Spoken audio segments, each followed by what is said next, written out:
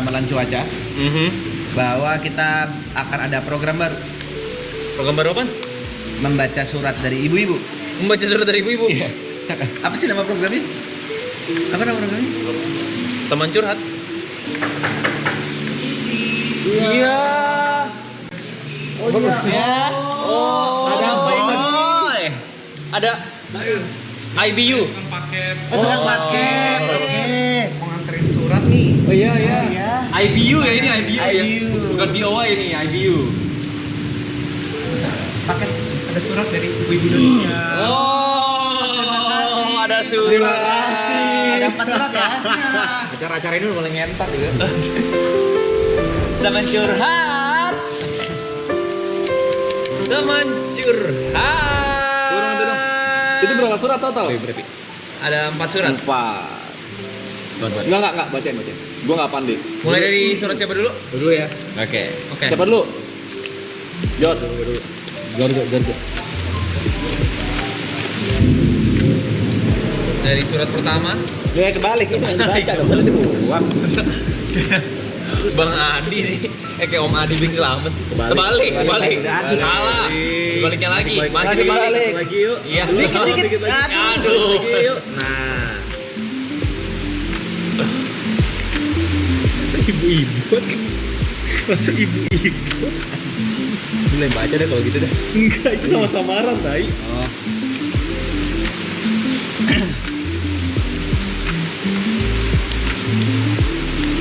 Bacain, masa lu baca dalam hati? Baca ngomong. Ikutan. Viewer biar tahu. Ikutan. Iya. Masa lu asing sendiri sih? Ampun kagak ada Niko lagi nih, gua nambelin sendiri gua. Ini curhatan dari Ibu Ibot. Ibu Ibot ini nama samaran. Oke. Dia dari Nusa Kambangan.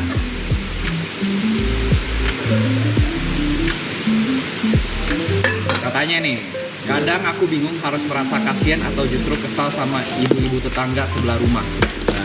Ibu banget nih. Setiap pagi sebelum matahari benar-benar naik, suaranya sudah terdengar, entah itu memanggil anaknya, mengomel soal rumah, atau sekedar mengeluh tentang hidupnya. Anaknya yang bernama Ibot juga sering ikut dipanggil dengan nada tinggi. Kadang bikin suasana pagi jadi agak tegang. Yang bikin aku makin gak nyaman nih, dia sering banget ikut campur urusan orang lain. Pernah suatu hari aku cuma duduk di teras agak lama. Besoknya dia sudah tanya ke orang lain kenapa aku murung. Padahal mah aku cuma lagi capek. Rasanya seperti nggak punya ruang pribadi. Resesi, jujur resesi. Karena apapun yang kita lakukan bisa jadi bahan obrolannya. Bahkan hal-hal kecil tentang Ibot juga sering dia ceritain ke orang lain. Extrovert gila nih, tetangganya nih. Tapi di sisi lain, Komunikasi dia mainnya. aku juga pernah lihat dia duduk sendirian sore-sore. Kelihatannya lelah banget. Dari awal nih. Gak usah. Kadang Ibot main sendiri di dekat-dekatnya, sementara dia cuma diam seperti banyak pikiran.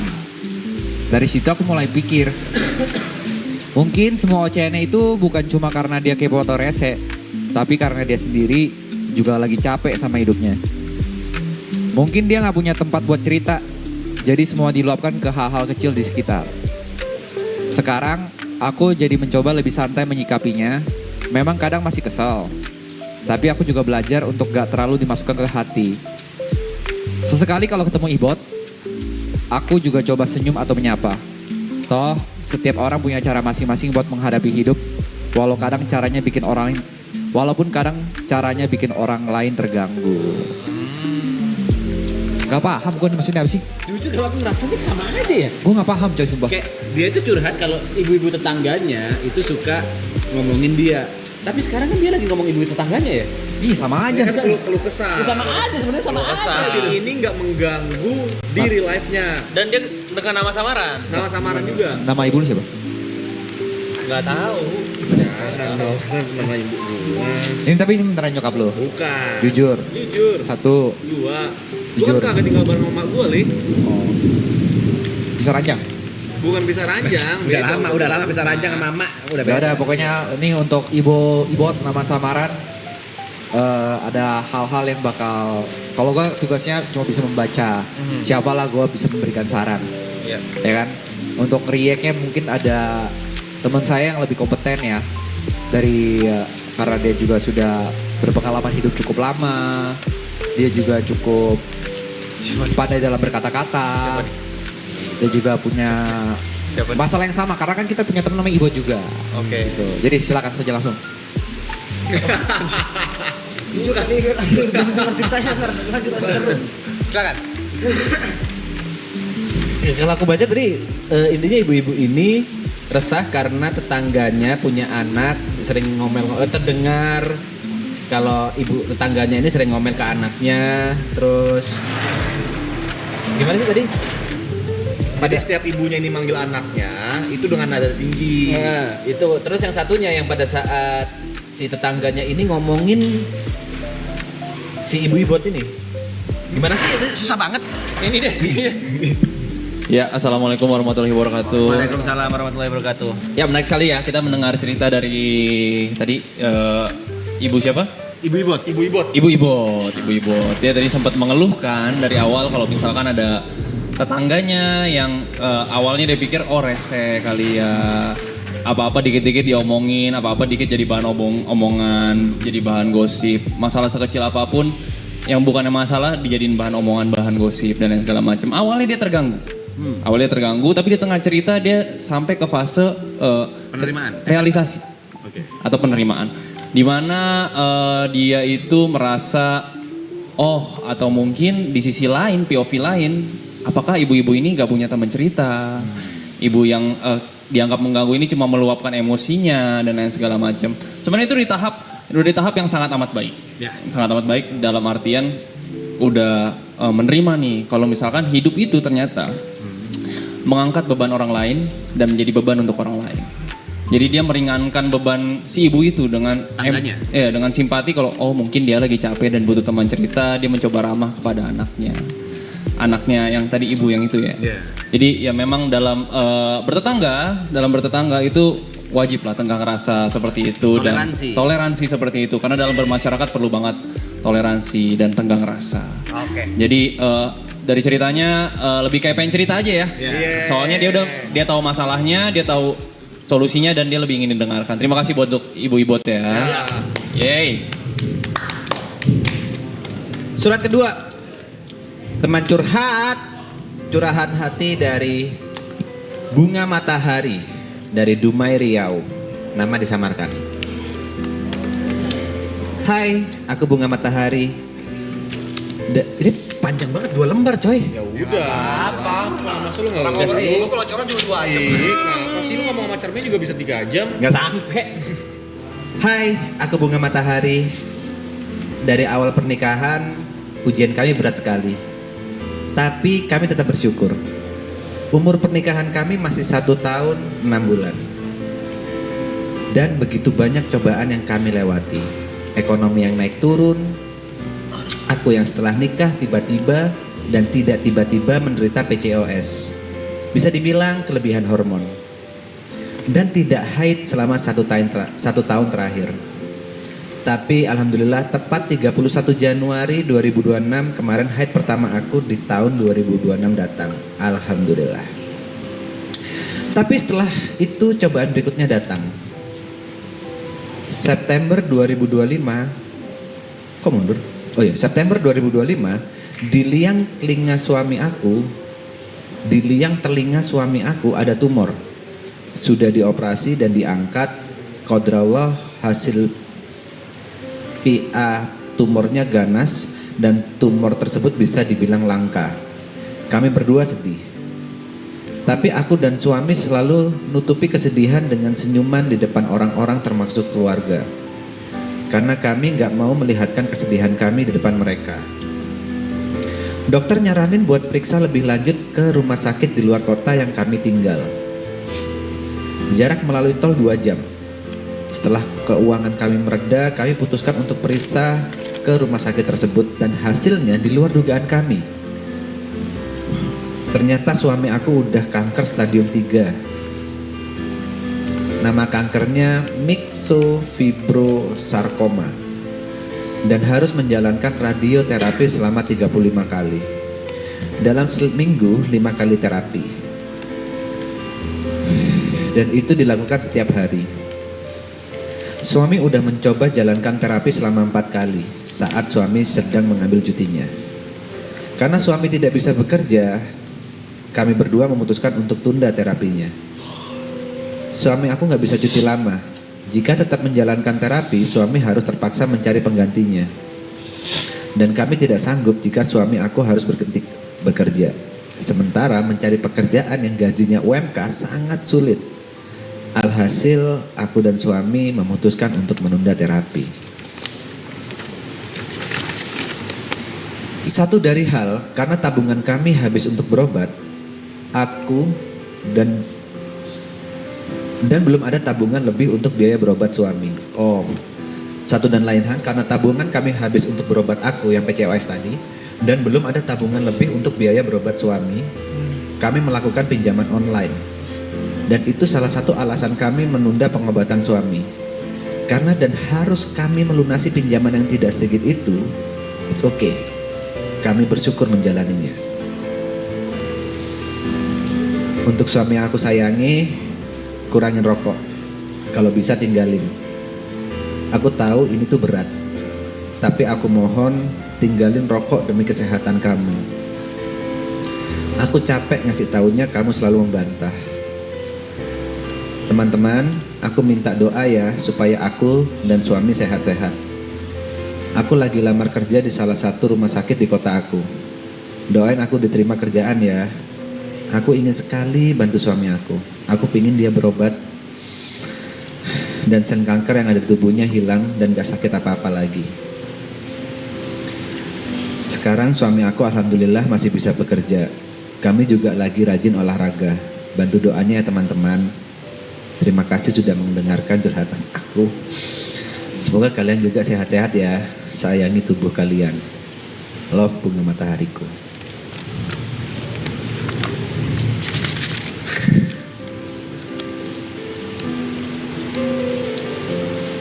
Satu hal yang aku tahu pasti dari curhatan Ibu Bunga Matahari,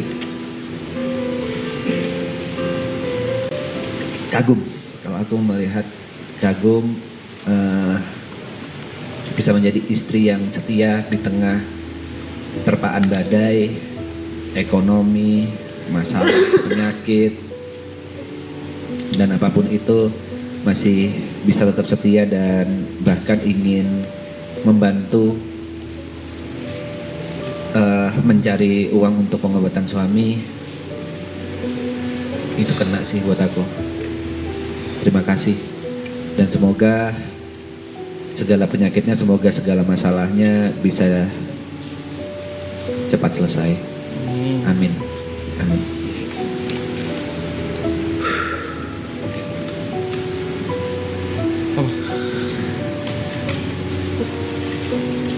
Berat ya.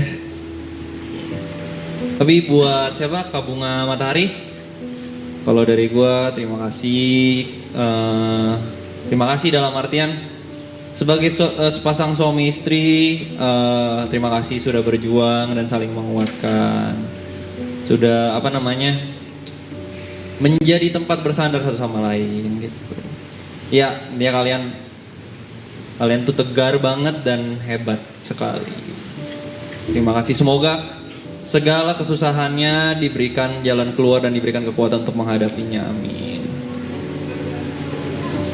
Terima kasih.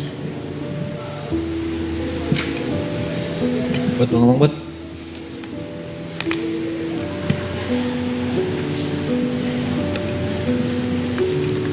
Semangat selalu.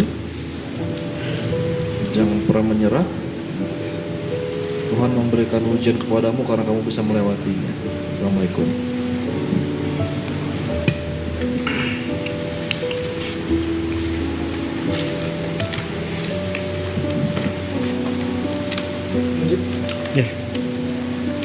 Sehat-sehat tadi buat Bunga Matahari ya, buat keluarga dan buat semuanya ya. Semoga sehat selalu, jangan lupa olahraga. Sama kita juga berusaha untuk mengurangi rokok kita nanti ya ke depannya ya. Amin. Dan berolahraga. Siap. Lanjut ke teman curahan hati dari Es Kopi Tangerang. Jadi ada 4 orang termasuk gue, suami gue, Putri, Iki. Kita berempat deket banget sedekat itu, sering banget kumpul berempat, main bener-bener nyambung banget. Singkat cerita, Putri baru putus sama pacarnya. Tapi gak lama setelah dia putus, dia deket sama cowok kenalan di klub sebelumnya pas pergi sama gue. Tapi ya dia masih galau mampus karena baru putus sama cowok yang dia beda agama ini. Dan dia minta ditemenin sama gue. Oke lah, gue sebagai teman dekatnya ya gue temenin. Sampai dia bilang kalau dia pengen ke klub, oke, gue temenin. Gue ajak suami gue sama Iki dan tambahan teman lainnya buat ikut ke klub sekalian hibur si Putri. Setelah gue udah siapin nih, gue udah stay duluan di tempat. Ternyata si Putri ini tiba-tiba ngabarin gak bisa datang karena gak dibolehin sama kenalan barunya si cowok itu, WKWK. Gue terkaget-kaget karena ya gue udah siapin semuanya buat dia gila, bener-bener gila. Sampai akhirnya teman gue yang lain kecewa, marah kayak, lu gimana sih? Tapi beberapa jam kemudian kayak jam 2-an, dia datang sama cowok itu cuma beberapa menit aja dan langsung pergi lagi. Singkat cerita, gue kecewa banget. Semua kecewa banget sama dia. Dia kan yang ajak gue okein, ternyata anjing ya. Singkat cerita, gue maafin dia, semua maafin dia. Ada waktu dimana kita mau kumpul dan gue ajak Putri. Tapi jawabannya apa? Gue gak dibolehin sama cowok gue. WKWK. Gue denger juga si kata cowok Putri itu, suami gue sama Iki itu bawa pengaruh buruk buat Putri. Shit, dia nggak tahu aja. Dan sampai sekarang kita bener-bener diem-dieman. Dia udah bahagia sama cowoknya, gue pun nggak mau ganggu karena takutnya Putri kepengaruh buruk gara-gara gue. Emot. Ada emotnya. Ya, gue ikutin aja. Ya namanya kalau kata Picong tuh karena orang yang paling bego itu apa? Saat putus cinta ya, sama saat jatuh cinta ya. Jadi di hal yang bersamaan dia lagi putus, dia lagi jatuh cinta juga sama orang baru. Jadi itu adalah sifat paling bodoh dia mungkin ya. Jadi dia lupa sama temen, dia mending pilih sama cowoknya yang memberikan pengaruh buruk. Ya semoga kita salam buat Putri ya. Semoga tidak terbawa pengaruh buruk. Alkohol saja sudah buruk ya, apalagi yang lain-lain. Jangan jadi cewek bayaran ya Putri ya.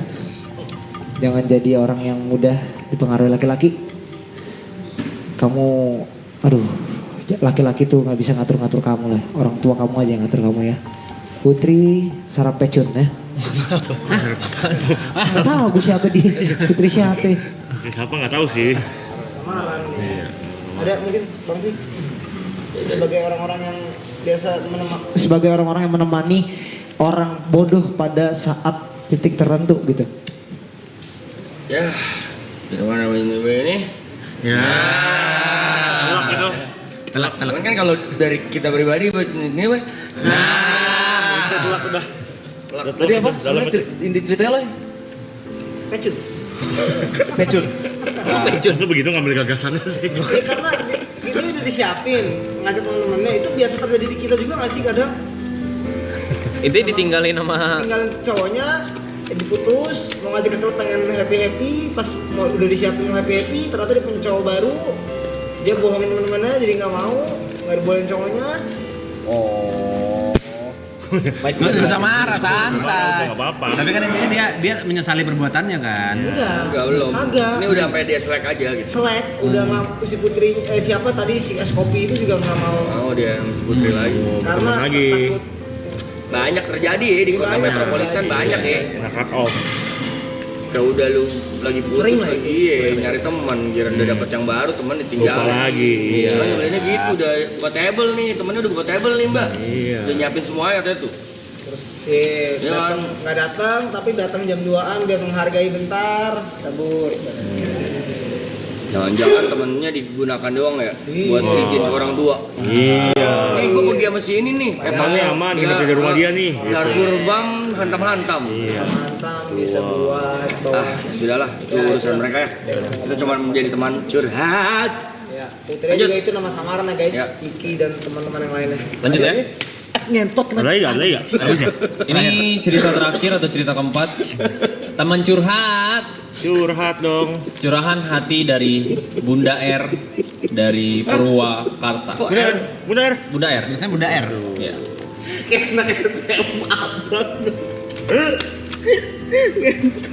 Anak SMA banget. Gua akuin lu nggak tua le. Lu SMA le. Di biji bawang gitu. Lu tau gak sih? Langsung ke sini rasanya. Anak anjing.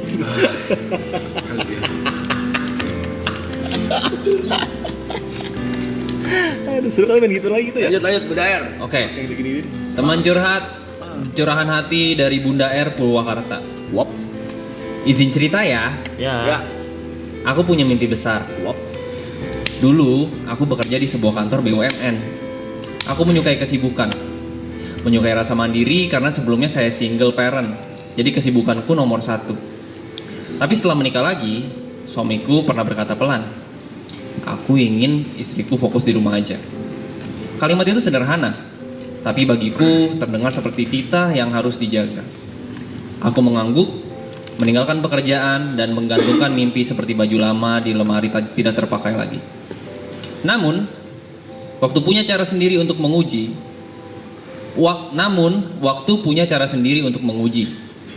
Saya hamil anak kedua dari suami sekarang. Bahagia sekali. Punya anak laki-laki dan perempuan. Tapi suatu hari, tubuhku mulai memberikan tanda. Lelah yang tak biasa, nyeri yang datang diam-diam. Tapi aku menahannya. Berpikir, mungkin hanya capek. Aku gak ingin merepotkan suami. Sampai akhirnya, aku jatuh sakit cukup parah dan dibawa ke dokter. Ruangan itu dingin, dan kata dokter terasa seperti petir yang memecah langit. Kata dokter, kanker.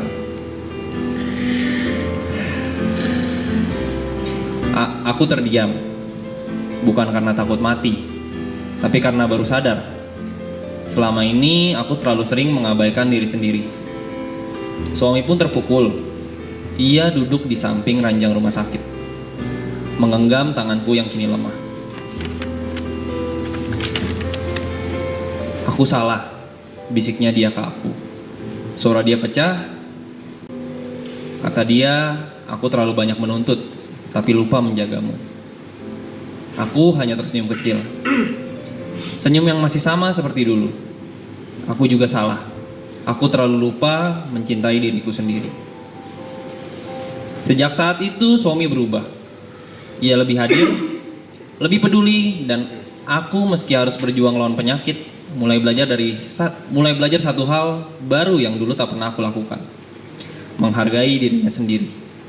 Karena ternyata menjadi istri yang baik bukan berarti harus menghilangkan jati diri sebagai diri sendiri. Kisah dari Mbak R dari Purwakarta. Bunda R. Bunda R.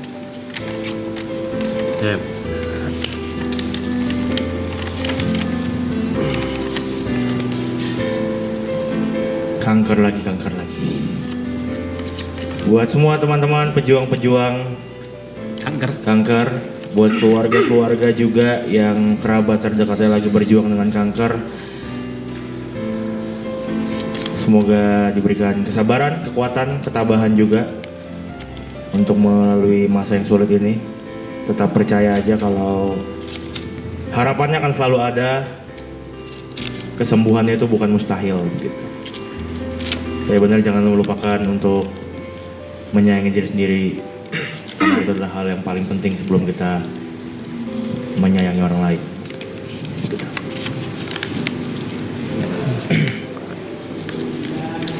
Saya izin bercerita dikit kali ya. Mungkin ini dari POV yang berbeda, dan ini mungkin bisa menjadi inspirasi mungkin untuk teman-teman yang ada di rumah ya. Jadi di keluarga besar saya itu sekarang sudah ada 4 yang mengidap penyakit kanker. 2-nya itu sudah meninggal, 2-nya itu masih ada. Salah satunya adalah papa saya sendiri. memang cancer itu kan penyakit yang kita nggak tahu itu ada di tubuh kita atau enggak gitu ya. Cuman mungkin dari POV gue itu adalah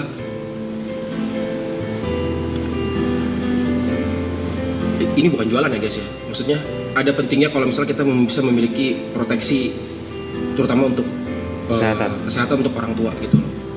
Apalagi kita masih muda misalnya punya proteksi buat orang tua, minimal ada faktor biaya yang tidak perlu kita khawatirkan gitu loh. Minimal itu dulu gitu loh. Karena dari cerita yang sebelumnya kan dia punya masalah kalau misalnya dalam pekerjaan butuh ada ekstra biaya.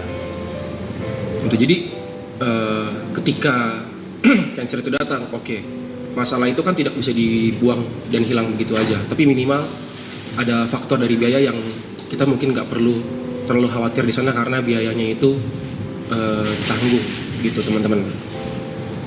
Jadi mungkin itu bisa menjadi solusi. Mungkin kita mungkin berpikir kayak oh ya misalnya untuk punya proteksi itu biayanya tinggi per bulannya apa gitu ya. Ya tapi kita nggak ada yang tahu kan. Dari cerita-cerita yang kita lihat dari sebelumnya itu kan yang di telinganya ada tumor tadi apa ya itu kan nggak tahu gitu, tiba-tiba ternyata udah cancer stadium 3 gitu. Jadi mungkin itu bisa menjadi inspirasi dan pelajaran yang bisa dicerna dulu untuk teman-teman di rumah.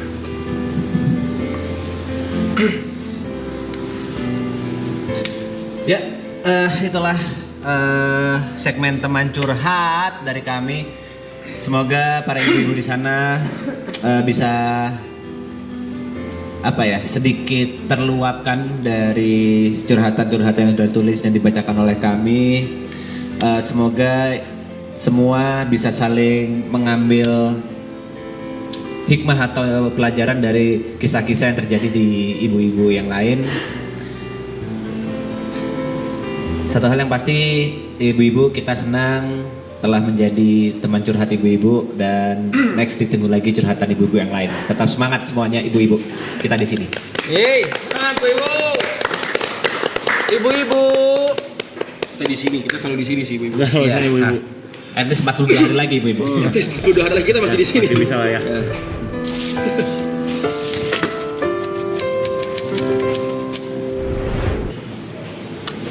Ya intinya dari recap itu yang Nah, ya itulah ibu-ibu. telak tuh.